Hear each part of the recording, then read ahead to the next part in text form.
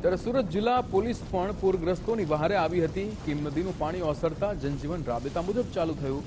ત્યારે બોલાવ ગામના પૂરગ્રસ્ત પરિવારોને મદદ પહોંચાડવામાં આવી હતી।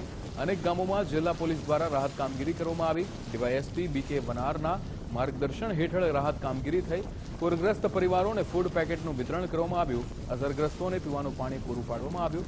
પોલીસે માનવતાભર્યું ઉત્તમ ઉદાહરણ પૂરું પાડ્યું હતું।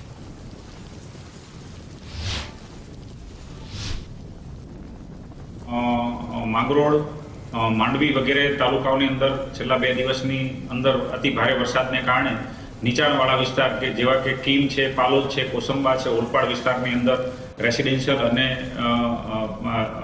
ઘરોમાં પાણી ભરાયેલા હતા અને એ પાણી ભરાવાને કારણે જનજીવન છે એને અસર થયેલી હતી। કેટલાક લોકોને રેસ્ક્યુ કરવામાં આવેલા હતા, કેટલાક લોકોનું સ્થળાંતર કરવામાં આવેલું હતું। આજરોજ આ પાણી છે એ ધીરે ધીરે ઉતરવા લાગેલું છે અને જનજીવન છે એ રેગ્યુલર થવા લાગ્યું છે।